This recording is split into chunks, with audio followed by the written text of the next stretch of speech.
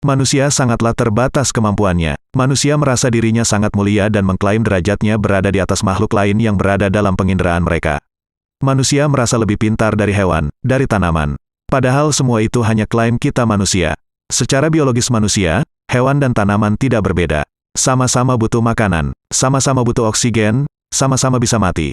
Jadi sebenarnya manusia, hewan dan tanaman itu saudara yang tinggal satu atap di bawah langit yang bernama bumi. Ketiga jenis makhluk hidup ini berkongsi udara dan oksigen yang sama, minum air yang sama. Bahkan secara tidak langsung saling mengkanibal demi memenuhi sebuah aturan alam, yakni recycle. Atau daur ulang. Tanpa daur ulang bumi akan penuh dengan sampah dan jasad makhluk-makhluk yang telah mati. Bau busuk akan bertahan hingga ratusan juta tahun.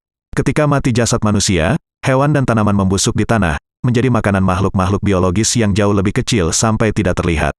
Lalu sebagian menjadi humus untuk membuat dan menumbuhkan tanaman agar menjadi subur. Tanaman-tanaman itu juga memakan makanan yang terdiri dari jasad-jasad yang telah membusuk dan berubah menjadi humus. Di dalam kehancuran jasad-jasad segala ras dan segala spesies ada identitas yang tidak bisa hancur, yakni genetik. Sebuah mekanisme yang sangat canggih. Genetik manusia tuangan dan untaian tulisannya beda dengan genetik hewan, demikian juga genetik tanaman, walau pada dasarnya ditulis sama namun pada akhir kejadiannya akan berbeda. Genetik manusia akan tetap menjadi manusia, demikian juga genetik hewan dan tanaman, semuanya tertuang kokoh di dalam genom. Teman-teman sahabat Editivlog Tema Info, begini, ketika jasad manusia hancur di dalam kuburan, tubuhnya dimakan ulat, ulat yang memakan manusia juga akan mati dan mengeluarkan kotoran. Kotoran mereka yang berbau busuk sangat berguna dalam membentuk humus di dalam tanah. Bagian-bagian tubuh kita dibagi menyebar melalui jasad-jasad renik kasat mata yang hidup dan hanya terlihat di bawah mikroskop, seolah diantar ke janin-janin tanaman melalui akar-akar. Akar-akar itu seperti rangkaian kabel yang menerima energi untuk menerangi bumi dengan kehidupan baru.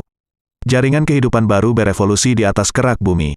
Tidak peduli tanaman, semua memanfaatkan daur ulang ini. Yang mati berubah menjadi energi baru, tubuhnya didaur ulang oleh mekanisme alam, menuju kepada pembaharuan. Di atas bumi silih berganti kematian dan kelahiran baru datang, mereka semua memiliki jasad warisan hasil daur ulang yang semakin sempurna. Tidak peduli kita sebagai manusia, sebagai hewan dan sebagai tanaman diperlakukan sama. Hanya saja tuangan genetik kita berbeda. Hewan tidak akan menjadi manusia walau sebagian tubuhnya terbentuk dari daur ulang jasad manusia. Cara bekerja mesin tuangan peta genetik adalah mencetak hewan. Tanaman tidak akan berubah menjadi seekor kelinci walau akarnya menyerap energi dari jasad kelinci yang membusuk sepanjang waktu. Ya karena cetak biru kelinci tidak sama dengan cetak birunya genetik tanaman. Demikian juga cetak biru manusia. Rahasia alam ini sudah mulai terkuak berkat sains. Semua itu membentuk kesadaran, baik individual seperti manusia dan beberapa jenis hewan, maupun kolektif seperti pada beberapa jenis tanaman. Kita menyebutnya kesadaran semesta. Induk ayam sadar bagaimana cara melindungi anaknya, artinya dia berperan dalam tugas spesies demi melindungi spesiesnya. Tanaman juga merambat menuju cahaya matahari guna mendapatkan fotosintesis. Artinya tanaman sadar bagaimana mempertahankan kelangsungan hidup mereka agar tidak punah.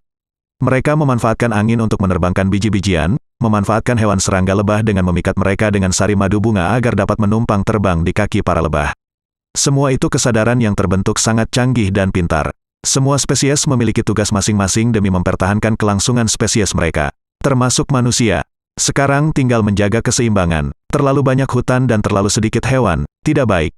Terlalu banyak populasi manusia juga tidak baik bagi rumah bumi, kecuali ketika sampai ke puncak kecerdasan di mana kita dapat bepergian hingga ke ujung alam semesta mengeksplorasi rumah-rumah baru sebaik bumi kita. Alam ini sangat luas karena ukuran kita yang sangat kecil. Keterbatasan kita menjadi sebuah pertanyaan besar, apakah kita bisa mencapai batas?